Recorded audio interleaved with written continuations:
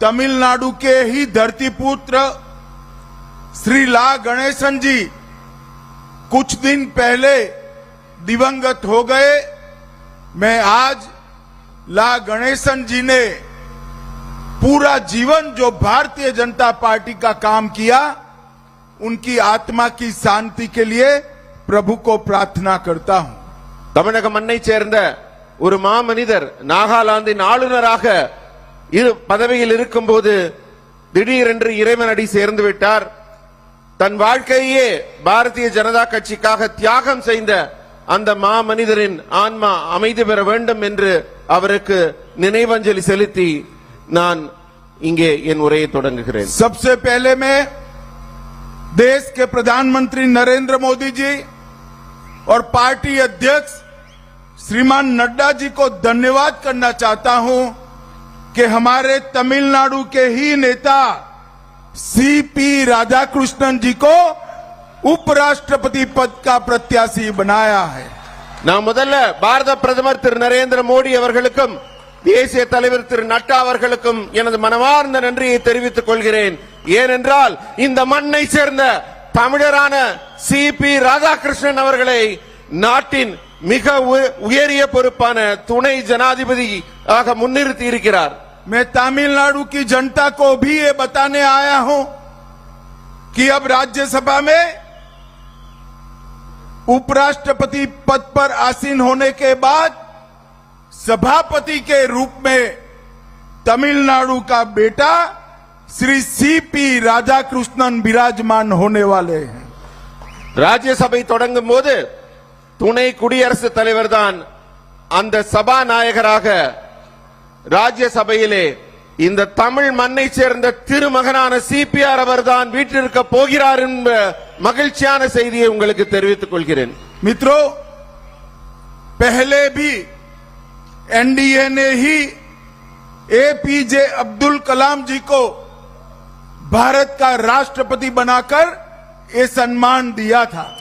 முதலில் நம்முடைய என்டிஏ கூட்டணியில் தான் தமிழகத்தை சேர்ந்த விஞ்ஞானியான திரு ஏபிஜே அப்துல் கலாம் அவர்களை குடியரசுத் தலைவர் என்ற மிக உயரிய பொறுப்பிலே நாம் அமர்த்தி அழகு பார்த்தோம். नरेंद्र मोदी जी ने हमेशा तमिलनाडु, तमिल भाषा और तमिल संस्कृति का गौरव करने का काम किया है। நமது பிரதமர் மோடி அவர்கள் எந்த காலகட்டத்திலையும் தமிழ் மண்ணையும் தமிழ் மக்களையும் தமிழ் மொழியையும் தமிழுடைய முக்கியத்துவத்தையும் உணர்ந்தவராகத்தான் இருந்திருக்கிறார். अभी अभी मोदी जी ने महाराज राजेंद्र चोल ने वर्षों पहले गंगईकोंडा चोलापुरम मंदिर का निर्माण शुभारंभ किया था। इसके उपलक्ष्य में भगवान बृहदेश्वर का अभिषेक कर गंगा का पानी लेकर जैसे राजा चोल आए थे, मोदी जी ने भी वहां श्रद्धांजलि देकर मंदिर का महिमा मंडन करने का काम किया। தமிழ் மண், மொழி, மக்கள், பண்பாடு இதையெல்லாம் பாதுகாத்து வரும் நம் பாரத பிரதமர் மோடி அவர்கள் இப்பதான் சமீபத்தில் தஞ்சையில மிக பிரபலமான நம்முடைய சோழ மன்னர் ராஜேந்திர சோழன் அவர்களின் நினைவை கொண்டாடும் வகையிலே கங்கை கொண்ட சோழபுரத்தில் அவருடைய திருவுருவச் சிலை நிறுவி அவருடைய நினைவை போற்றி மாபெரும் விழா எடுத்தார். அது மட்டுமல்ல, பிரதமர் பிரகதீஸ்வரர் கோயில்ல எப்படி கங்கையை கொண்டு அங்கேந்து கங்கையை கொண்டாரோ, கங்கையின் புத்திரரான நமது மோடி அவர்களும் கங்கை நீரை கொண்டு வந்து இங்கு அபிஷேகம் செய்து வரலாற்றை இன்னொரு முறை நிகழ்த்தி காட்டி இருக்கிறார். सौराष्ट्र तमिल संगमम, काशी तमिल संगमम और पवित्र ग्रंथ तिरुकुल्लर को 13 भाषाओं में अनुवाद करने का काम नरेंद्र मोदी जी ने किया है। காசி தமிழ் சங்கமம் என்ற மிகப்பெரிய நிகழ்வு ஆண்டாண்டு நடைபெறுகிறது. இது மட்டுமல்ல, சௌராஷ்டிரத்துக்கும் தமிழகத்துக்கும் இருக்கும் உறவை போற்றும் வகையிலே சௌராஷ்டிரா தமிழ் சங்கமம் நடைபெற்றது. நம்முடைய மிகப்பெரிய தெய்வீக கவியான திருவள்ளுவரின் திருக்குறளை 13க்கும் மேற்பட்ட மொழிகளிலே இப்போது மொழி மாற்றம் செய்து மோடி அவர்கள் தமிழுக்கு அணி சேர்த்திருக்கிறார். मित्रों, अभी अभी थोड़े समय पहले पहलगांव में पाकिस्तानी आतंकवादियों ने हमारे निर्दोष नागरिकों की हत्या की। मोदी जी ने वादा किया था कि आतंकवादी और उनके आकाओं को हम सबक सिखाएंगे, और मोदी जी ने ऑपरेशन सिंदूर की परमिशन देकर पाकिस्तान के घर में घुसकर इनके आतंकी अड्डों को समाप्त करने का काम किया है। சமீபத்தில் அப்பாவி பொதுமக்களை எல்லாம் மதத்தின் பெயரால கொலை செய்த மிகப்பெரிய துக்ககரமான ஒரு நிகழ்வு பெஹல்காமில் நடைபெற்றது. அப்போது நமது பாரத பிரதமர் மோடி அவர்கள் இந்த தீவிரவாத தாக்குதலை வேரோடு அழிப்போம் என்று சபதம் பூண்டு பாகிஸ்தானில் இருந்து செயல்பட்ட ஒவ்வொரு தீவிரவாதியின் வீட்டில் புகுந்தும் தாக்கி அவர்களை அழித்து ஆபரேஷன் சிந்தூர் மூலம் சாதனை படைத்திருக்கிறார். और मित्रों, ऑपरेशन सिंदूर ने आतंकवादियों के अड्डों को और उनके आकाओं को समाप्त किया, और ऑपरेशन महादेव ने ये तीनों आतंकवादियों को समाप्त कर कर हमारे नागरिकों का बदला लेने का काम किया। ஆபரேஷன் சிந்தூர் மூலம் தீவிரவாதத்தின் முதுகெலும்பையே முறித்து காட்டினார் நமது மோடி அவர்கள். ஆபரேஷன் மகாதேவ் நடவடிக்கையின் மூலம் எந்த நபர்கள் அந்த தாக்குதலில் ஈடுபட்டார்களோ அவர்களை கண்டறிந்து அவர்கள் அழிக்கப்பட்டார்கள்.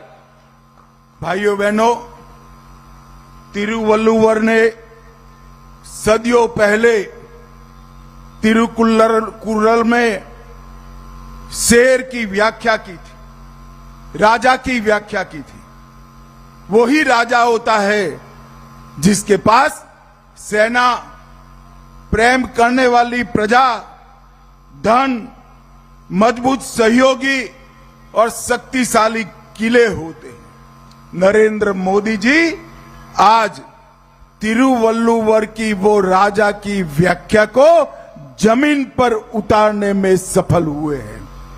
மோடி அவர்கள் நம்ம தெய்வ புலவர் திருவள்ளுவர் அவர்கள் நல்லாட்சி என்பது எது என்பதை விளக்கும் வகையில் ஒரு அருமையான திருக்குறளை கூறியிருக்கிறார். ஒரு நல்ல மன்னன் என்பவன் அருமையான குடிமக்கள், வலிமையான சேனை, அருமையான ஒரு விளை நிலம், அருமையான மக்கள், இந்த நான்கையும் கொண்டு விளங்க வேண்டும் என்ற அந்த குறளின் ஒவ்வொரு பொருளையும் உணர்ந்தவராக அந்த குறளின் வழி நின்று தன் ஆட்சியை அவர் சிறப்பாக நடத்திக் கொண்டிருக்கிறார்.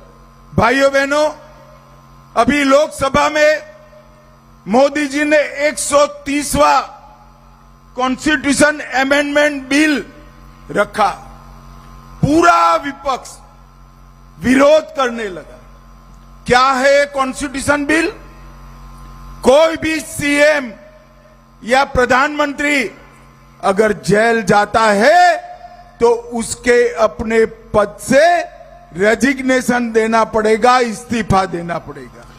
இப்ப நாடாளுமன்றத்தில் ஒரு மிக முக்கியமான நிகழ்வு நடைபெற்றது. சட்ட முன்வடிவு 1330 எடுத்து வைக்கப்பட்டது. அதை எதிர்க்கட்சிகள் எல்லாம் மிக வன்மையாக கடுமையாக எதிர்த்தன. அந்த சட்டம் என்ன சொல்லுது? எந்த சிஎம்ஓ, பிஎம்ஓ, முதலமைச்சரோ, பிரதம மந்திரியோ யாராக இருந்தாலும் அவர்கள் சிறைக்கு செல்ல வேண்டிய நிலை ஏற்பட்டால் அவர்கள் பதவியில் தொடரக்கூடாது. विपक्ष वाले पूछते हैं क्या जरूरत है ये बिल की? मैं आज कहने आया हूं, डीएमके के वरिष्ठ मंत्री के पोनमुडी जी और सेंथिल बालाजी 8-8 महीने तक जेल में रहे, इस्तीफा नहीं दिया। मुझे बताइए, जेल में रहकर सरकार चला सकते हैं क्या? அதாவது நாடாளுமன்றத்தில் எதிர்க்கட்சிகள் எல்லாம் குதிக்கிறாங்க, துள்ளி குதிக்கிறாங்க, இப்படி ஒரு சட்டம் வரக்கூடாதுன்னு. நான் நேரடியாக கேட்கிறேன், தமிழகத்தின் அமைச்சர்களாக இருக்கிற பொன்முடியாக இருக்கட்டும், செந்தில் பாலாஜியாக இருக்கட்டும், ஒருவர் 8 மாதத்துக்கு மேலேயும் இன்னொரு மிக பல மாதங்களும் சிறையில் இருந்திருக்கிறாங்க. ஆனால் சிறையில் இருப்பவர்கள் ஆட்சியாளர்களாக இருக்க முடியுமா? जरा जोर से बोलिए, जेल में रहकर सरकार चलानी चाहिए क्या? ஜெயில இருந்துகிட்டே ஆட்சி நடத்தணுமா? ये डीएमके वाले 130वें कॉन्स्टिट्यूशन अमेंडमेंट बिल को ब्लैक बिल कहते हैं। अरे स्टालिन बाबू, ये बिल को ब्लैक बिल कहने का आपको कोई अधिकार नहीं है, क्योंकि आप तो ब्लैक डीड करने वाले मुख्यमंत्री हो, काले काम करने वाले मुख्यमंत्री हो। நான் ஸ்டாலின் அவர்களுக்கு சொல்லிக் கொள்கிறேன், 130வது சட்ட முன்வடிவை கடுமையாக எதிர்க்கிறீர்கள். அது எந்த அளவுக்கு சொல்ல போறாருன்னா கருப்பு சட்டம்னு ஸ்டாலின் அவர்கள் சொல்றார். நான் சொல்றேன், ஐயா கருப்பு சட்டம் சொல்றதுக்கு உங்களுக்கு எந்த அதிகாரமும் இல்லை. ஏன்னா நீங்க இருட்டு நடவடிக்கையில கருப்பு நடவடிக்கையில ஈடுபடுபவர், உங்களுக்கு அதை சொல்ல எந்த உரிமையும் இல்லை. भाइयों बहनों, आने वाले दिनों में तमिलनाडु में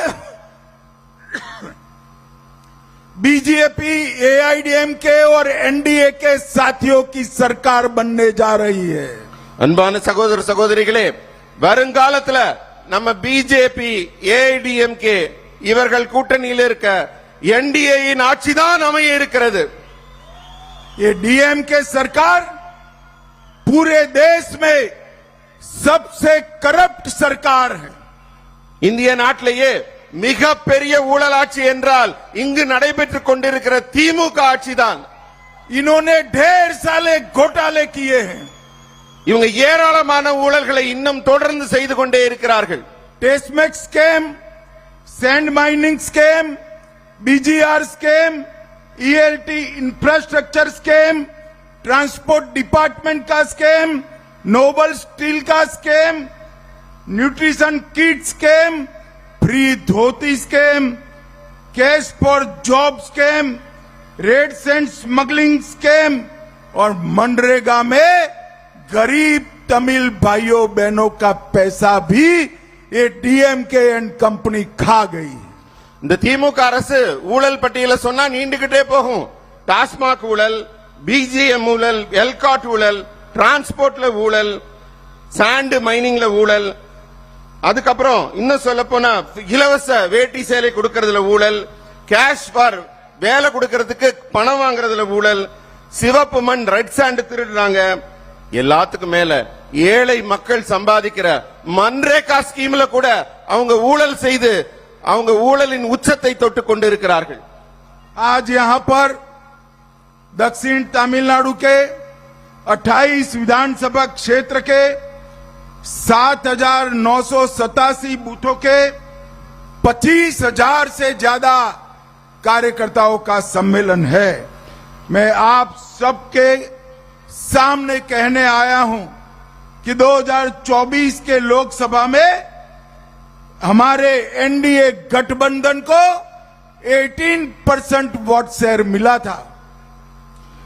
நண்பர்களே, இன்னைக்கு கிட்டத்தட்ட 7,980 பூத்துகளுக்கு மேலிருந்து 25,000 பேர் பூத்துல இருந்து வந்திருக்கீங்க. இங்க உங்களுக்கு எல்லாம் சொல்லிக் கொள்கிறேன், கடந்த சட்டமன்ற தேர்தல்ல நம்ம 18% மேல வாக்குகள் வாங்கி இருந்தோம்.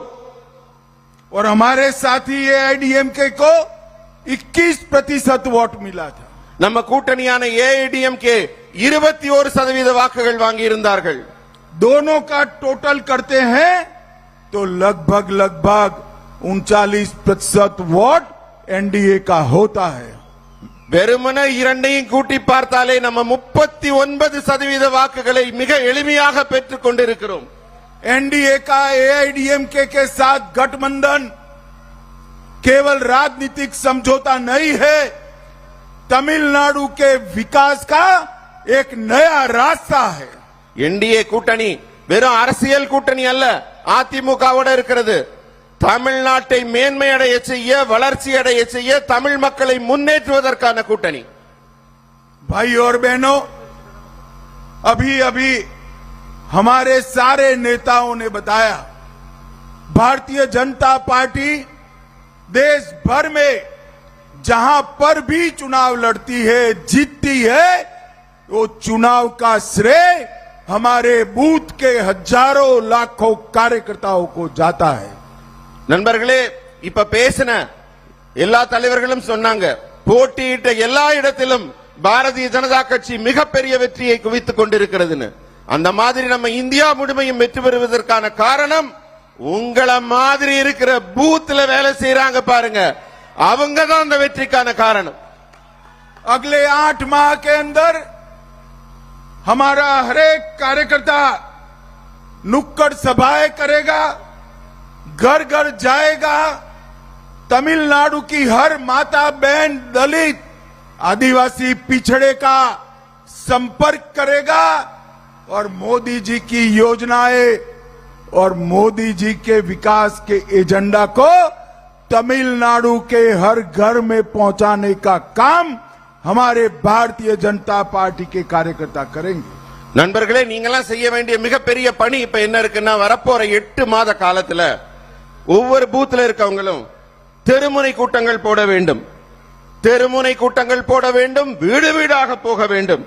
அதே மாதிரி எல்லா சகோதர சகோதரிகள், தாய்மார்கள் எல்லாரையும் பார்த்து மோடி அவர்களின் அரிய பல திட்டங்களை எல்லாம் எடுத்து சொல்லணும். அவங்க எல்லாம் எப்படி பயன்பெறுவார்கள். அதே போல தலித் மக்கள், பிற்படுத்தப்பட்ட மக்கள், ஒடுக்கப்பட்ட மக்கள், இவர்களை எல்லாம் நீங்க சந்தித்து பேச வேண்டும். அவர்களுக்கு என்னென்ன திட்டங்கள், நம்ம ஆட்சி திட்டங்கள், அரசு திட்டங்கள் பயன்படும் என்பதை அவர்களுக்கு விளக்கி வீடு வீடாக சென்று நீங்கள் மக்களை சந்திக்க வேண்டும். हमने केवल भारतीय जनता पार्टी नहीं, हमारे सभी सहयोगों को चुनाव जिताने के लिए काम करना है. நம்ம கூட்டணியில போட்டியிடுற ஒவ்வொரு வேட்பாளரின் வெற்றிக்காகவும் நீங்கள்லாம் உழைக்க வேண்டும். भाइयों बहनों, ये इंडी अलायंस वाले न तमिलनाडु का भला कर सकते हैं, न देश का भला कर सकते. स्टालिन जी का एक ही एजेंडा है, अपने बेटे को मुख्यमंत्री बनाना. और सोनिया गांधी का भी एक ही एजेंडा है, अपने बेटे को प्रधानमंत्री बनाना.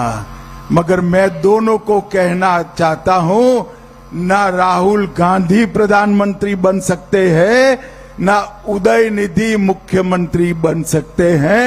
दोनों जगह एनडीए का विजय निश्चित है, मोदी जी का विजय निश्चित है. நண்பர்களே, இந்த இந்தி கூட்டணிக்காரங்கெல்லாம் ஒரு கனவு கண்டு கொண்டு இருக்கிறாங்க. வரப்போற தேர்தல்ல அவங்க ரெண்டு கட்சிக்கும் இந்தி கூட்டணியில திமுகவோட ஒரே லட்சியம் என்னவென்றால் உதயநிதி ஸ்டாலினை சிஎம் ஆக்கணும். சோனியா காந்தி அவர்களுக்கு ஒரே ஒரு லட்சியம் என்னவென்றால் ராகுல் காந்தியை பிஎம் ஆக்கணும். ஆனா நான் சொல்லிக் கொள்கிறேன், ஒரு நாளும் உதயநிதி சிஎம் ஆக போவதில்லை, முதல்வராக வர முடியாது.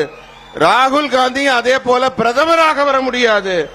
அந்த இடத்திலெல்லாம் என்டிஏ கூட்டணி மிகப்பெரிய வெற்றியை குவித்து ஆட்சி அமைக்கும் என்று உறுதி கூறுகிறேன். अभी अभी मोदी जी ने लाल किले से जीएसटी के सुधार की बात की है. मोदी जी के जीएसटी सुधार आने के बाद आम आदमी के उपयोग की काफी चीजों में भयंकर टैक्स कम होने वाला है. தற்போது நம்ம பாரத பிரதமர் மோடி அவர்கள் சமீபத்தில் தில்லி செங்கோட்டையிலிருந்து உரை நிகழ்த்தினார். அப்ப ஜிஎஸ்டி எப்படி எல்லாம் சீரமைக்க போறோம்னாங்க. அந்த கூட்டமும் இப்ப நடந்தது. சாமானிய பொதுமக்கள் பயன்படுத்தும் ஒவ்வொரு பொருளின் விற்பனை வரி ஜிஎஸ்டி மிக பெரிய அளவில் குறைக்கப்பட்டிருக்கிறது என்பதை உங்களுடன் பகிர்ந்து கொள்கிறேன். मोदी जी ने 1 लाख करोड़ रुपए से युवाओं के रोजगार की शुरुआत की है. इसके योजना की घोषणा की है. நம்ம பாரத பிரதமர் மோடி அவர்கள் 1 லட்சம் கோடி திட்ட முதலீட்டில இளைஞர்களுக்கான புதிய வேலை வாய்ப்பு, அதற்கான முன்னேற்றத்திற்கான திட்டங்களை எடுத்திருக்கிறார். देश भर में से घुसपैठियों को चिन्हित करने के लिए high power demography change mission की रचना भी मोदी जी करने वाले हैं. நம்ம டெமோகிராஃபினா நம்ம நில அமைப்பு, நம்ம வாழ்வியல் அமைப்பு, நம்மளுடைய வளர்ச்சியை ஒவ்வொரு பகுதியிலும் ஒரு இடம் உயர்வாகவும் மற்ற இடம் தாழ்வாகவும் இல்லாமல் எல்லாவற்றையும் முன்னேற்றக்கூடிய அளவில் மிக அரிய திட்டத்தையும் இப்போது அவர் கொண்டு வந்திருக்கிறார். भाइयों बहनों, अंत में मैं इतना ही कहना चाहता हूं, ये 28 विधानसभा के कार्यकर्ता आज यहां है. आप सभी को कहना चाहता हूं, नयनार नागेंद्र जी के नेतृत्व में आने वाले चुनाव में यहां पर तमिलनाडु में एनडीए की सरकार बने, इसका समय आ गया है। डीएमके को उखाड़कर फेंकने के लिए भारतीय जनता पार्टी का एक एक कार्यकर्ता आज से लेकर चुनाव तक अपनी कमर कस ले और मोदी जी के नेतृत्व में भारतीय जनता पार्टी और एनडीए को विजय दिलाने के लिए संकल्पबद्ध हो। நண்பர்களே, இங்க 28 சட்டமன்ற தொகுதியிலிருந்து ஒவ்வொரு பூத்ல இருந்தும் நீங்க எல்லாம் வந்திருக்கீங்க. வரப்போற வெற்றியை நீங்க முன்னறிவிப்பு செய்வதற்காக இங்க வந்திருக்கிறீங்க. இங்க வரப்போற தேர்தல்ல டிஎம்கேவை வேரோடு பிடுங்கி எறிந்து என்டிஏவின் வெற்றியை அறிவிப்பதற்காக நீங்கள் வந்திருக்கிறீர்கள். என்டிஏவின் மிகப்பெரிய வெற்றியை உங்கள் ஒவ்வொருவரின் உழைப்பால் தான் கொண்டு வர முடியும். मुझे बताइए, आप लोग अपने अपने बूथ में परिश्रम से हमारा समर्थन जुटाएंगे? நீங்க எல்லாரும் உங்க ஒவ்வொரு பூத்திலையும் உங்களுடைய உழைப்பால் பெரிய வெற்றிக்கான மாற்றத்தை உருவாக்குவீர்களா? சொல்லுங்க பதில். एनडीए सरकार बनाएंगे? என்டிஏ ஆட்சியை உருவாக்குவீங்களா? डीएमके सरकार उखाड़कर फेंकेंगे? டிஎம்கே ஆட்சியை வேரோடு பிடுங்கி எறிவீர்களா? मोदी जी को विजयी बनाएंगे? மோடிஜியை வெற்றியாளராக கொண்டாடுவீர்களா? तो मेरे साथ दोनों हाथ उठाइए, उठाइए दोनों हाथ, எல்லாரும் ரெண்டு கையை உயர்த்துங்க, உரக்க சொல்லுங்கள். विजय के संकल्प की मुट्ठी बीजिए வெற்றிக்கான முழக்கத்தை முன்னெடுங்கள். और प्रचंड आवाज से बोलिए, भारत माता की ஜெய் वंदे மாதரம், वंदे वंदे। आप सभी का बहुत बहुत धन्यवाद। वणक्कम। நன்றி, வணக்கம். भारत माता की। मंच पर उपस्थित तमिलनाडु भारतीय जनता पार्टी के अध्यक्ष नयनार नागेंद्र जी, हमारे यशस्वी पूर्व अध्यक्ष श्री के अन्नामलाई जी,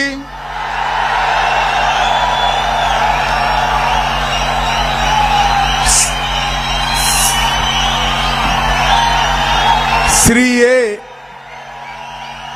मुथु पलेवेरम जिला अध्यक्ष जी, डॉक्टर पी सुधाकर रेड्डी सह प्रभारी तमिलनाडु, अरविंद मेनन राष्ट्रीय सचिव, श्री पोन राधाकृष्णन पूर्व सांसद, श्री एम.आर. गांधी, आगे आओ गांधी, जोर से ताली बजाओ गांधी जी के लिए। வேகமா கை தட்டுங்க. श्री एम.आर. गांधी विधायक, डॉक्टर तमिलसाई जी, श्रीमती वानथी श्रीनिवासन, श्री आर. शरद कुमार जी, और आज इस विशाल कार्यकर्ता सम्मेलन में तमिलनाडु की 4 सीटों से आए हुए मेरे बूथ के सभी कार्यकर्ता, भारतीय जनता पार्टी के सभी मालिकों को मैं प्रणाम करता हूं। மேடையில் வீட்டிற்கும் அனைத்து தலைவர்களையும் வணங்கி வரவேற்று இந்த நிகழ்ச்சியில கலந்து கொள்வதற்காக 4 பெருங்கோட்டங்களிலிருந்தும் மிக திரளாக வந்திருக்க பாரதிய ஜனதா கட்சியின் பூத் சொந்தங்கள் அனைவரையும் வணங்கி வரவேற்று மகிழ்கிறேன். सबसे पहले मैं तमिलनाडु की धरती पर महान तमिल भाषा में बात नहीं कर पा रहा हूं, इसलिए आप सभी की क्षमा मांगता हूं। இந்த மிக புண்ணிய பூமியான தமிழகத்துல தமிழ் மக்களாகிய உங்களிடத்தில் தமிழ் மொழியில் பேசவில்லை என்ற வருத்தம் எனக்கு இருக்கிறது. அதற்காக உங்களிடத்தில் முதலில் மன்னிப்பு கேட்டுக்கொள்கிறேன். यह भूमि वीरता, संस्कृति और अनुग्रह की भूमि है। यह भूमि को भी मैं प्रणाम करता हूं। இந்த மண் சரித்திர முக்கியத்துவம் வாய்ந்தது, வீரம் மிக்கது, பண்பாடு மிக்கது, கலாச்சாரம் மிக்கது. முதலில் தமிழக மண்ணை வணங்கி என் உரையை தொடங்குகிறேன். हमारे नागालैंड के दिवंगत राज्यपाल, तमिलनाडु के ही धरतीपुत्र श्री ला गणेशन जी कुछ दिन पहले दिवंगत हो गए। मैं आज ला गणेशन जी ने पूरा जीवन जो भारतीय जनता पार्टी का काम किया, उनकी आत्मा की शांति के लिए प्रभु को प्रार्थना करता हूं। தமிழக மண்ணை சேர்ந்த ஒரு மாமனிதர் நாகாலாந்தின் ஆளுநராக பதவியில் இருக்கும்போது திடீரென்று இறைவனடி சேர்ந்து விட்டார்.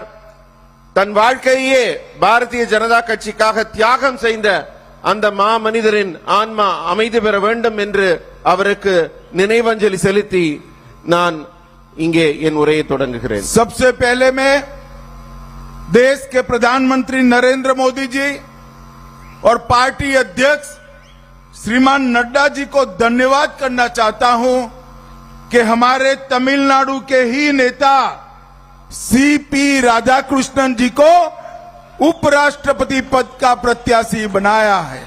நான் முதல்ல பாரத பிரதமர் திரு நரேந்திர மோடி அவர்களுக்கும் தேசிய தலைவர் திரு நட்டா அவர்களுக்கும் எனது மனமார்ந்த நன்றியை தெரிவித்துக் கொள்கிறேன்.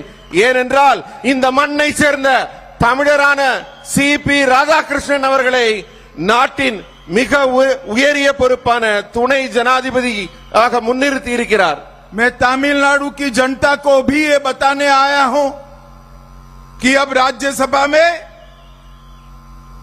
उपराष्ट्रपति पद पर आसीन होने के बाद सभापति के रूप में तमिलनाडु का बेटा श्री सीपी राधाकृष्णन विराजमान होने वाले हैं।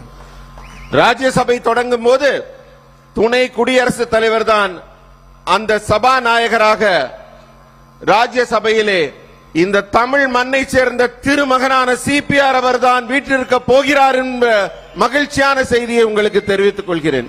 मित्रों, पहले भी एनडीए ने ही एपीजे अब्दुल कलाम जी को भारत का राष्ट्रपति बनाकर ये सम्मान दिया था। முதலில் நம்முடைய என்டிஏ கூட்டணியில் தான் தமிழகத்தை சேர்ந்த விஞ்ஞானியான திரு ஏபிஜே அப்துல் கலாம் அவர்களை குடியரசுத் தலைவர் என்ற மிக உயரிய பொறுப்பிலே நாம் அமர்த்தி அழகு பார்த்தோம். नरेंद्र मोदी जी ने हमेशा तमिलनाडु, तमिल भाषा और तमिल संस्कृति का गौरव करने का काम किया है। நமது பிரதமர் மோடி அவர்கள் எந்த காலகட்டத்திலையும் தமிழ் மண்ணையும் தமிழ் மக்களையும் தமிழ் மொழியையும் தமிழுடைய முக்கியத்துவத்தையும் உணர்ந்தவராகத்தான் இருந்திருக்கிறார். अभी अभी मोदी जी ने महाराज राजेंद्र चोल ने वर्षों पहले गंगईकोंडा चोलापुरम मंदिर का निर्माण शुभारंभ किया था। इसके उपलक्ष्य में भगवान बृहदेश्वर का अभिषेक कर गंगा का पानी लेकर जैसे राजा चोल आए थे, मोदी जी ने भी वहां श्रद्धांजलि देकर मंदिर का महिमा मंडन करने का काम किया। தமிழ் மண், மொழி, மக்கள், பண்பாடு இதையெல்லாம் பாதுகாத்து வரும் நம் பாரத பிரதமர் மோடி அவர்கள் இப்பதான் சமீபத்தில் தஞ்சையில மிக பிரபலமான நம்முடைய சோழ மன்னர் ராஜேந்திர சோழன் அவர்களின் நினைவை கொண்டாடும் வகையிலே கங்கை கொண்ட சோழபுரத்தில் அவருடைய திருவுருவச் சிலை நிறுவி அவருடைய நினைவை போற்றி மாபெரும் விழா எடுத்தார். அது மட்டுமல்ல, பிரதமர் பிரகதீஸ்வரர் கோயில்ல எப்படி கங்கையை கொண்டு அங்கேந்து கங்கையை கொண்டாரோ, கங்கையின் புத்திரரான நமது மோடி அவர்களும் கங்கை நீரை கொண்டு வந்து இங்கு அபிஷேகம் செய்து வரலாற்றை இன்னொரு முறை நிகழ்த்தி காட்டியிருக்கிறார். सौराष्ट्र तमिल संगमम, काशी तमिल संगमम और पवित्र गंध तिरुकुल्लर को 13 भाषाओं में अनुवाद करने का काम नरेंद्र मोदी जी ने किया है। காசி தமிழ் சங்கமம் என்ற மிகப்பெரிய நிகழ்வு ஆண்டாண்டு நடைபெறுகிறது. இது மட்டுமல்ல, சௌராஷ்டிரத்துக்கும் தமிழகத்துக்கும் இருக்கும் உறவை போற்றும் வகையிலே சௌராஷ்டிரா தமிழ் சங்கமும் நடைபெற்றது. நம்முடைய மிகப்பெரிய தெய்வீக கவியான திருவள்ளுவரின் திருக்குறளை 13க்கும் மேற்பட்ட மொழிகளிலே இப்போது மொழி மாற்றம் செய்து மோடி அவர்கள் தமிழுக்கு அணி சேர்த்திருக்கிறார். मित्रों, अभी अभी थोड़े समय पहले पहलगांव में पाकिस्तानी आतंकवादियों ने हमारे निर्दोष नागरिकों की हत्या की। मोदी जी ने वादा किया था कि आतंकवादी और उनके आकाओं को हम सबक सिखाएंगे, और मोदी जी ने ऑपरेशन सिंदूर की परमिशन देकर पाकिस्तान के घर में घुसकर इनके आतंकी अड्डों को समाप्त करने का काम किया है. சமீபத்தில் அப்பாவி பொதுமக்களை எல்லாம் மதத்தின் பெயரால கொலை செய்த மிகப்பெரிய துக்ககரமான ஒரு நிகழ்வு பெஹல்காமில் நடைபெற்றது. அப்போது நமது பாரத பிரதமர் மோடி அவர்கள் இந்த தீவிரவாத தாக்குதலை வேரோடு அழிப்போம் என்று சபதம் பூண்டு பாகிஸ்தானில் இருந்து செயல்பட்ட ஒவ்வொரு தீவிரவாதியின் வீட்டில் புகுந்தும் தாக்கி அவர்களை அழித்து ஆபரேஷன் சிந்தூர் மூலம் சாதனை படைத்திருக்கிறார். और मित्रों, ऑपरेशन सिंदूर ने आतंकवादियों के अड्डों को और उनके आकाओं को समाप्त किया, और ऑपरेशन महादेव ने ये तीनों आतंकवादियों को समाप्त कर कर हमारे नागरिकों का बदला लेने का काम किया. ஆபரேஷன் சிந்தூர் மூலம் தீவிரவாதத்தின் முதுகெலும்பையே முறித்து காட்டினார் நமது மோடி அவர்கள். ஆபரேஷன் மகாதேவ் நடவடிக்கையின் மூலம் எந்த நபர்கள் அந்த தாக்குதலில் ஈடுபட்டார்களோ அவர்களை கண்டறிந்து அவர்கள் अழிக்கப்பட்டார்கள். भाइयों बहनों, तिरुवल्लुवर ने सदियों पहले तिरुकुल्लर में शेर की व्याख्या की थी, राजा की व्याख्या की थी. वही राजा होता है जिसके पास सेना, प्रेम करने वाली प्रजा, धन, मजबूत सहयोगी और शक्तिशाली किले होते हैं. नरेंद्र मोदी जी आज तिरुवल्लुवर की वो राजा की व्याख्या को जमीन पर उतारने में सफल हुए हैं.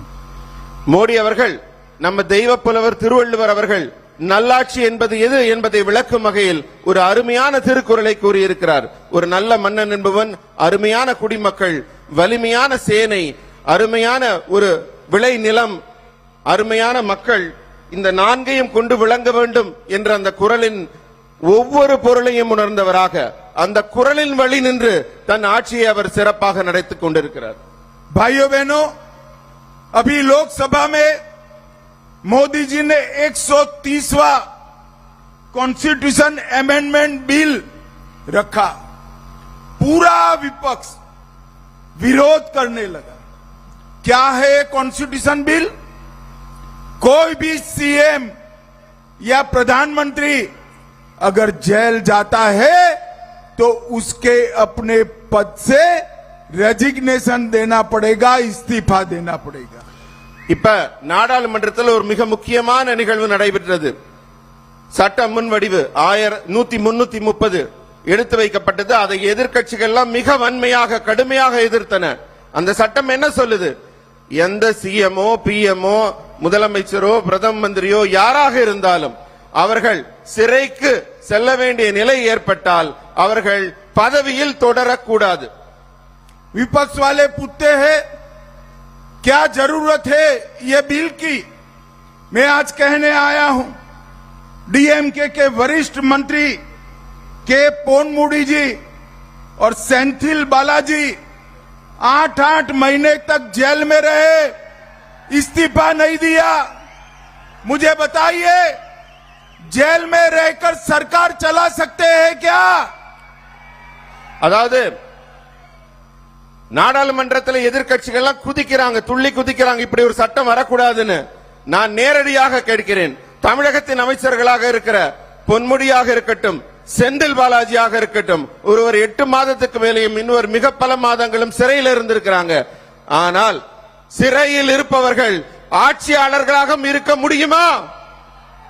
जरा जोर से बोलिए, जेल में रहकर सरकार चलानी चाहिए क्या? ஜெயில இருந்துகிட்டே ஆட்சி நடத்தணுமா? ये डीएमके वाले 130वें कॉन्स्टिट्यूशन अमेंडमेंट बिल को ब्लैक बिल कहते हैं। अरे स्टालिन बाबू, ये बिल को ब्लैक बिल कहने का आपको कोई अधिकार नहीं है, क्योंकि आप तो ब्लैक डीड करने वाले मुख्यमंत्री हो, काले काम करने वाले मुख्यमंत्री हो। நான் ஸ்டாலின் அவர்களுக்கு சொல்லிக் கொள்கிறேன், 130வது சட்ட முன்வடிவை கடுமையாக எதிர்க்கிறீர்கள். அது எந்த அளவுக்கு சொல்ல போறாருன்னா, கருப்பு சட்டம்னு ஸ்டாலின் அவர்கள் சொல்றார். நான் சொல்றேன், ஐயா, கருப்பு சட்டம் சொல்றதுக்கு உங்களுக்கு எந்த அதிகாரமும் இல்லை. ஏன்னா நீங்க இருட்டு நடவடிக்கையில, கருப்பு நடவடிக்கையில ஈடுபடுபவர். உங்களுக்கு அதை சொல்ல எந்த உரிமையும் இல்லை. भाइयों बहनों, आने वाले दिनों में तमिलनाडु में बीजेपी, एआईडीएमके और एनडीए के साथियों की सरकार बनने जा रही है। அன்பான சகோதர சகோதரிகளே, வருங்காலத்துல நம்ம பிஜேபி, ஏஐடிஎம்கே இவர்கள் கூட்டணியில் இருக்க என்டிஏயின் ஆட்சிதான் அமைய இருக்கிறது. ये डीएमके सरकार पूरे देश में सबसे करप्ट सरकार है। இந்திய நாட்டிலேயே மிக பெரிய ஊழலாட்சி என்றால் இங்கு நடைபெற்றுக் கொண்டிருக்கிற திமுக ஆட்சிதான். इन्होंने ढेर सारे घोटाले किए हैं। இவங்க ஏராளமான ஊழல்களை இன்னும் தொடர்ந்து செய்து கொண்டே இருக்கிறார்கள். TASMAC scam, sand mining scam, BGR scam, ELT infrastructure scam, transport department का स्कैम, नोबल स्टील का scam, nutrition kit scam, free dhoti scam, cash for job scam, red sand smuggling scam और मनरेगा में गरीब तमिल भाइयों बहनों का पैसा भी ये डीएमके एंड कंपनी खा गई। இந்த திமுக அரசு ஊழல் பட்டியல சொன்னா நீண்டுகிட்டே போகும். டாஸ்மாக் ஊழல், பிஜிஎம் ஊழல், எல்காட் ஊழல், டிரான்ஸ்போர்ட்ல ஊழல், சாண்ட் மைனிங்ல ஊழல், அதுக்கப்புறம் இன்னும் சொல்ல போனா இலவச வேட்டி சேலை கொடுக்கறதுல ஊழல், கேஷ் ஃபார் வேலை கொடுக்கறதுக்கு பணம் வாங்குறதுல ஊழல், சிவப்பு மண் ரெட் சாண்ட் திருடுறாங்க. எல்லாத்துக்கும் மேல ஏழை மக்கள் சம்பாதிக்கிற மன்ரேகா ஸ்கீம்ல கூட அவங்க ஊழல் செய்து அவங்க ஊழலின் உச்சத்தை தொட்டு கொண்டிருக்கிறார்கள். आज यहां पर दक्षिण तमिलनाडु के 28 विधानसभा क्षेत्र के 7,987 बूथों के 25,000 से ज्यादा कार्यकर्ताओं का सम्मेलन है। मैं आप सबके सामने कहने आया हूं कि 2024 के लोकसभा में हमारे एनडीए गठबंधन को 18% वोट शेयर मिला था। நண்பர்களே, இன்னைக்கு கிட்டத்தட்ட 7,980 பூத்துகளுக்கு மேலிருந்து 25,000 பேர் பூத்துல இருந்து வந்திருக்கீங்க. இங்க உங்களுக்கு எல்லாம் சொல்லிக் கொள்கிறேன், கடந்த சட்டமன்ற தேர்தல்ல நம்ம 18% மேல வாக்குகள் வாங்கி இருந்தோம். और हमारे साथी एआईडीएमके को 21% वोट मिला था। நம்ம கூட்டணியான ஏஐடிஎம்கே 21% வாக்குகள் வாங்கி இருந்தார்கள். दोनों का टोटल करते हैं तो लगभग 39% वोट एनडीए का होता है। வெறுமனே இரண்டையும் கூட்டி பார்த்தாலே நம்ம 39% வாக்குகளை மிக எளிமையாக பெற்றுக் கொண்டிருக்கிறோம். एनडीए का एआईडीएमके के साथ गठबंधन केवल राजनीतिक समझौता नहीं है, तमिलनाडु के विकास का एक नया रास्ता है। என்டிஏ கூட்டணி வெறும் அரசியல் கூட்டணி அல்ல, அதிமுகவோட இருக்கிறது. தமிழ்நாட்டை மேன்மையடைய செய்ய, வளர்ச்சி அடைய செய்ய, தமிழ் மக்களை முன்னேற்றுவதற்கான கூட்டணி. भाई और बहनों, अभी अभी हमारे सारे नेताओं ने बताया, भारतीय जनता पार्टी देश भर में जहां पर भी चुनाव लड़ती है, जीतती है, वो चुनाव का श्रेय हमारे बूथ के हजारों लाखों कार्यकर्ताओं को जाता है। நண்பர்களே, இப்ப பேசின எல்லா தலைவர்களும் சொன்னாங்க, போட்டியிட்ட எல்லா இடத்திலும் பாரதிய ஜனதா கட்சி மிகப்பெரிய வெற்றியை குவித்துக் கொண்டிருக்கிறதுன்னு.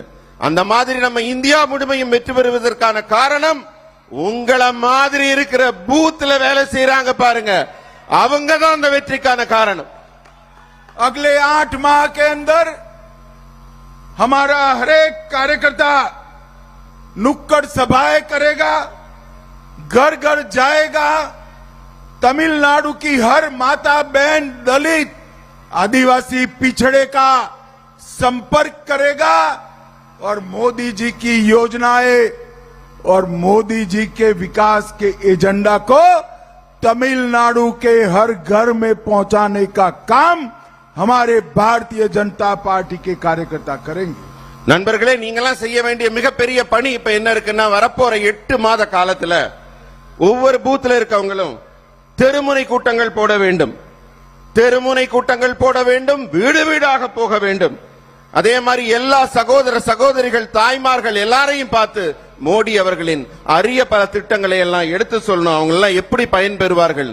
அதே போல தலித் மக்கள், பிற்படுத்தப்பட்ட மக்கள், ஒடுக்கப்பட்ட மக்கள், இவர்களை எல்லாம் நீங்க சந்தித்து பேச வேண்டும். அவர்களுக்கு என்னென்ன திட்டங்கள், நம்ம ஆட்சி திட்டங்கள், அரசு திட்டங்கள் பயன்படும் என்பதை அவர்களுக்கு விளக்கி வீடு வீடாக சென்று நீங்கள் மக்களை சந்திக்க வேண்டும். हमने केवल भारतीय जनता पार्टी नहीं, हमारे सभी सहयोगों को चुनाव जिताने के लिए काम करना है। நம்ம கூட்டணியில போட்டியிடுற ஒவ்வொரு வேட்பாளரின் வெற்றிக்காகவும் நீங்கள்லாம் உழைக்க வேண்டும். भाइयों बहनों, ये इंडी अलायंस वाले न तमिलनाडु का भला कर सकते हैं, न देश का भला कर सकते।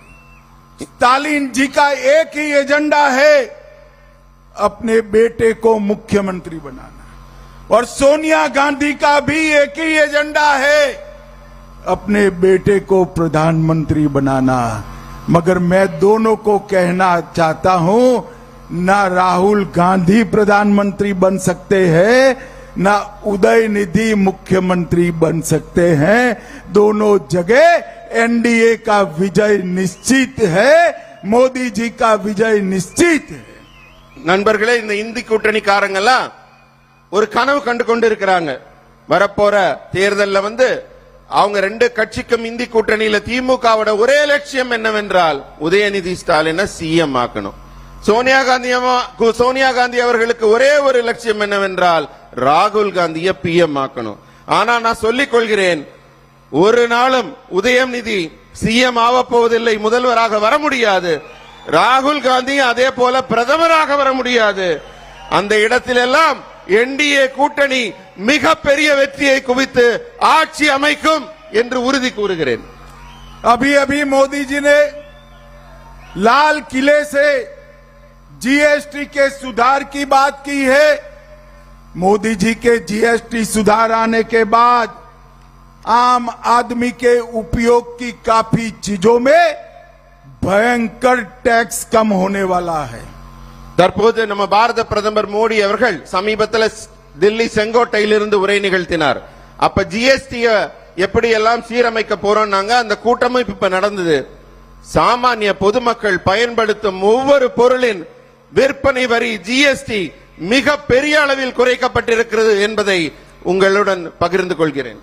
मोदी जी ने 1 लाख करोड़ रुपए से युवाओं के रोजगार की शुरुआत की है, इसके योजना की घोषणा की है। நம்ம பாரத பிரதமர் மோடி அவர்கள் 1 லட்சம் கோடி திட்ட முதலீட்டில இளைஞர்களுக்கான புதிய வேலை வாய்ப்பு, அதற்கான முன்னேற்றத்திற்கான திட்டங்களை எடுத்திருக்கிறார். देश भर में से घुसपैठियों को चिन्हित करने के लिए high powered demography change mission की रचना भी मोदी जी करने वाले हैं। நம்ம டெமோகிராஃபினா நம்ம நில அமைப்பு, நம்ம வாழ்வியல் அமைப்பு, நம்மளுடைய வளர்ச்சியை ஒவ்வொரு பகுதியிலும் ஒரு இடம் உயர்வாகவும் மற்ற இடம் தாழ்வாகவும் இல்லாமல் எல்லாவற்றையும் முன்னேற்றக்கூடிய அளவில் மிக அரிய திட்டத்தையும் இப்போது அவர் கொண்டு வந்திருக்கிறார். भाइयों बहनों, अंत में मैं इतना ही कहना चाहता हूं, ये 28 विधानसभा के कार्यकर्ता आज यहां है, आप सभी को कहना चाहता हूं, नयनार नागेंद्र जी के नेतृत्व में आने वाले चुनाव में यहां पर तमिलनाडु में एनडीए की सरकार बने, इसका समय आ गया है। डीएमके को उखाड़ कर फेंकने के लिए भारतीय जनता पार्टी का एक एक कार्यकर्ता आज से लेकर चुनाव तक अपनी कमर कस ले और मोदी जी के नेतृत्व में भारतीय जनता पार्टी और एनडीए को विजय दिलाने के लिए संकल्पबद्ध हो। நண்பர்களே, இங்க 28 சட்டமன்ற தொகுதியிலிருந்து ஒவ்வொரு பூத்ல இருந்தும் நீங்க எல்லாம் வந்திருக்கீங்க. வரப்போற வெற்றியை நீங்க முன்னறிவிப்பு செய்வதற்காக இங்க வந்திருக்கிறீங்க. இங்க வரப்போற தேர்தல்ல டிஎம்கேவை வேரோடு பிடுங்கி எறிந்து என்டிஏவின் வெற்றியை அறிவிப்பதற்காக நீங்கள் வந்திருக்கிறீர்கள். என்டிஏவின் மிகப்பெரிய வெற்றியை உங்கள் ஒவ்வொருவரின் உழைப்பால் தான் கொண்டு வர முடியும். मुझे बताइए, आप लोग अपने अपने बूथ में परिश्रम से हमारा समर्थन जुटाएंगे? நீங்க எல்லாரும் ஒவ்வொரு பூத்திலையும் உங்களுடைய உழைப்பால் பெரிய வெற்றிக்கான மாற்றத்தை உருவாக்குவீர்களா? சொல்லுங்க பதில். एनडीए सरकार बनाएंगे? என்டிஏ ஆட்சியை உருவாக்குவீங்களா? डीएमके सरकार उखाड़ कर फेंकेंगे? டிஎம்கே ஆட்சியை வேரோடு பிடுங்கி எறிவீர்களா? मोदी जी को विजयी बनाएंगे? மோடி ஜியை வெற்றியாளராக கொண்டாடுவீர்களா? तो मेरे साथ दोनों हाथ उठाइए, उठाइए दोनों हाथ, எல்லாரும் ரெண்டு கையை உயர்த்துங்க, உரக்க சொல்லுங்கள். विजय के संकल्प की मुट्ठी भीजिए வெற்றிக்கான முழக்கத்தை முன்னெடுங்கள் और प्रचंड आवाज से बोलिए, भारत माता की ஜெய் वंदे மாதரம் वंदे वंदे। आप सभी का बहुत बहुत धन्यवाद। वणक्कम। நன்றி, வணக்கம். भारत माता की। मंच पर उपस्थित तमिलनाडु भारतीय जनता पार्टी के अध्यक्ष नयनार नागेंद्र जी, हमारे यशस्वी पूर्व अध्यक्ष श्री के अन्नामलाई जी,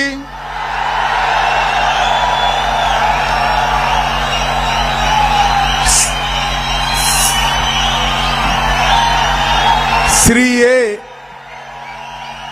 मुथु पलेवेरम जिला अध्यक्ष जी, डॉक्टर पी सुधाकर रेड्डी सह प्रभारी तमिलनाडु,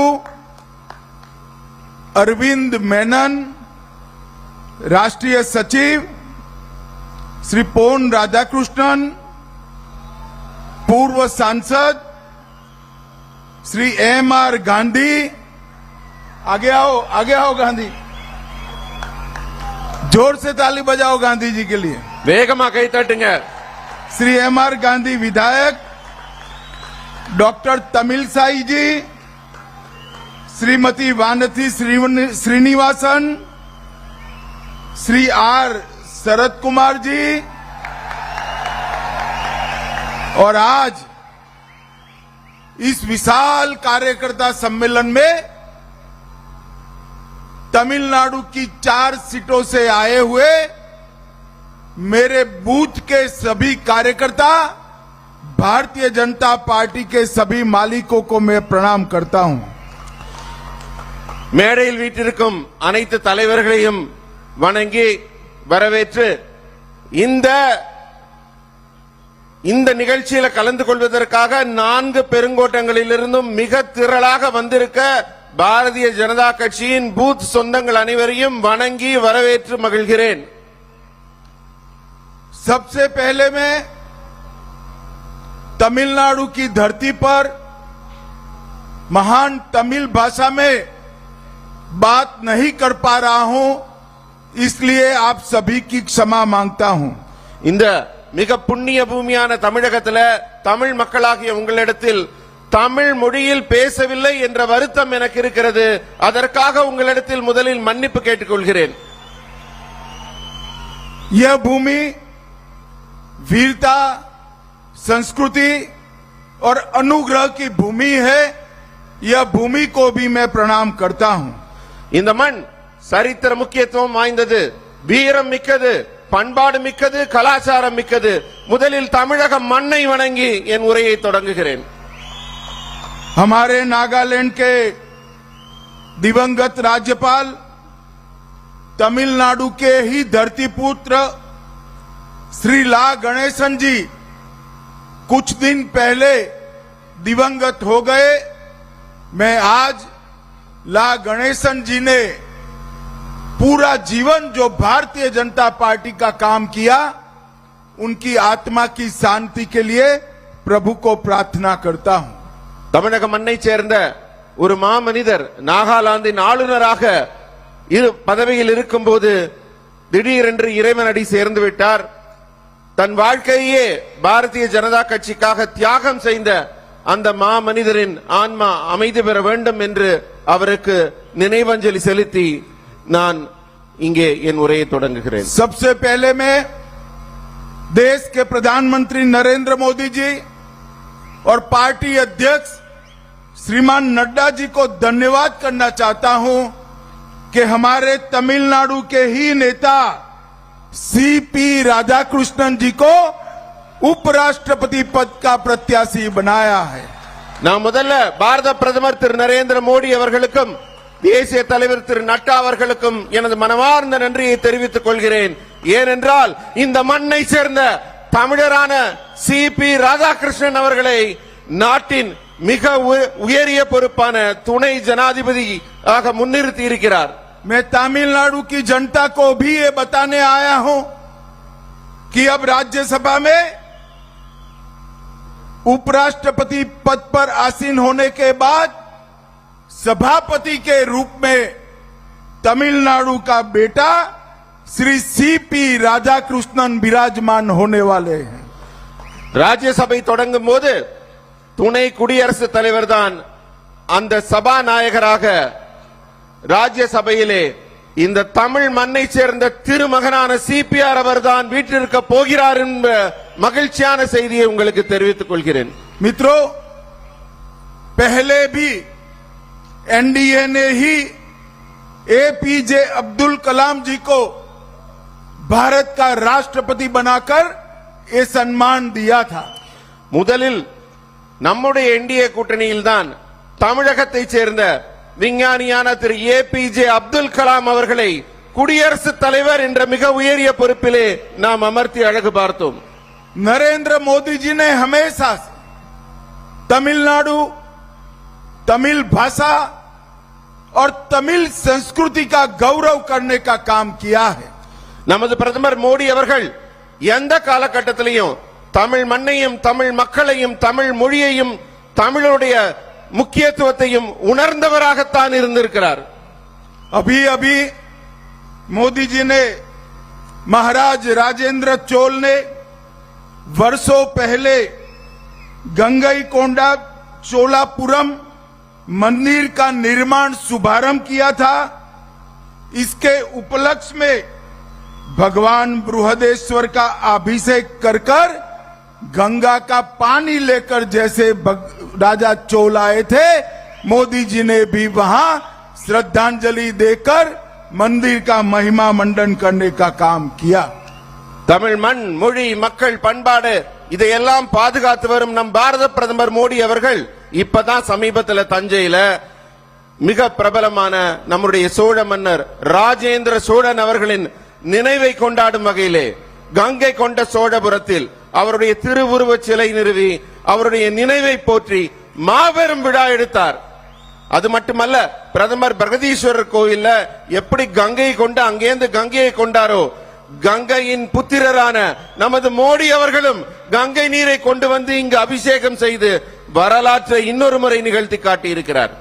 सौराष्ट्र तमिल संगमम, काशी तमिल संगमम और पवित्र ग्रंथ तिरुकुल्लर को 13 भाषाओं में अनुवाद करने का काम नरेंद्र मोदी जी ने किया है. காசி தமிழ் சங்கமம் என்ற மிகப்பெரிய நிகழ்வு ஆண்டாண்டு நடைபெறுகிறது. இது மட்டுமல்ல, சௌராஷ்டிரத்துக்கும் தமிழகத்துக்கும் இருக்கும் உறவை போற்றும் வகையிலே சௌராஷ்டிரா தமிழ் சங்கமம் நடைபெற்றது. நம்முடைய மிகப்பெரிய தெய்வீக கவியான திருவள்ளுவரின் திருக்குறளை 13க்கும் மேற்பட்ட மொழிகளிலே இப்போது மொழிமாற்றம் செய்து மோடி அவர்கள் தமிழுக்கு அணி சேர்த்திருக்கிறார். मित्रों, अभी अभी थोड़े समय पहले पहलगांव में पाकिस्तानी आतंकवादियों ने हमारे निर्दोष नागरिकों की हत्या की.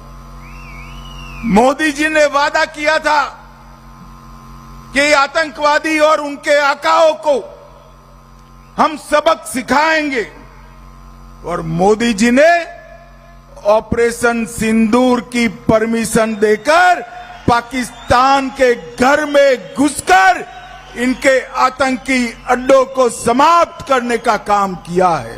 சமீபத்தில் அப்பாவி பொதுமக்களை எல்லாம் மதத்தின் பெயரால கொலை செய்த மிகப்பெரிய துக்ககரமான ஒரு நிகழ்வு பெஹல்காமில் நடைபெற்றது. அப்போது நமது பாரத பிரதமர் மோடி அவர்கள் இந்த தீவிரவாத தாக்குதலை வேரோடு அழிப்போம் என்று சபதம் பூண்டு பாகிஸ்தானில் இருந்து செயல்பட்ட ஒவ்வொரு தீவிரவாதியின் வீட்டில் புகுந்தும் தாக்கி அவர்களை அழித்து ஆபரேஷன் சிந்தூர் மூலம் சாதனை படைத்திருக்கிறார். और मित्रों, ऑपरेशन सिंदूर ने आतंकवादियों के अड्डों को और उनके आकाओं को समाप्त किया, और ऑपरेशन महादेव ने ये तीनों आतंकवादियों को समाप्त कर कर हमारे नागरिकों का बदला लेने का काम किया. ஆபரேஷன் சிந்தூர் மூலம் தீவிரவாதத்தின் முதுகெலும்பையே முறித்து காட்டினார் நமது மோடி அவர்கள். ஆபரேஷன் மகாதேவ் நடவடிக்கையின் மூலம் எந்த நபர்கள் அந்த தாக்குதலில் ஈடுபட்டார்களோ அவர்களை கண்டறிந்து அவர்கள் அழிக்கப்பட்டார்கள். भाइयों बहनों, तिरुवल्लुवर ने सदियों पहले तिरुकुल्लर में शेर की व्याख्या की थी, राजा की व्याख्या की थी. वही राजा होता है जिसके पास सेना, प्रेम करने वाली प्रजा, धन, मजबूत सहयोगी और शक्तिशाली किले होते हैं. नरेंद्र मोदी जी आज तिरुवल्लुवर की वो राजा की व्याख्या को जमीन पर उतारने में सफल हुए हैं. மோடி அவர்கள் நம்ம தெய்வ புலவர் திருவள்ளுவர் அவர்கள் நல்லாட்சி என்பது எது என்பதை விளக்கும் வகையில் ஒரு அருமையான திருக்குறளை கூறியிருக்கிறார். ஒரு நல்ல மன்னன் என்பவன் அருமையான குடிமக்கள், வலிமையான சேனை, அருமையான ஒரு விளை நிலம், அருமையான மக்கள், இந்த நான்கையும் கொண்டு விளங்க வேண்டும் என்ற அந்த குறளின் ஒவ்வொரு பொருளையும் உணர்ந்தவராக அந்த குறளின் வழி நின்று தன் ஆட்சியை அவர் சிறப்பாக நடத்திக் கொண்டிருக்கிறார். भाइयों बहनों, अभी लोकसभा में मोदी जी ने 130वां कॉन्स्टिट्यूशन अमेंडमेंट बिल रखा. पूरा विपक्ष विरोध करने लगा. क्या है कॉन्स्टिट्यूशन बिल? कोई भी सीएम या प्रधानमंत्री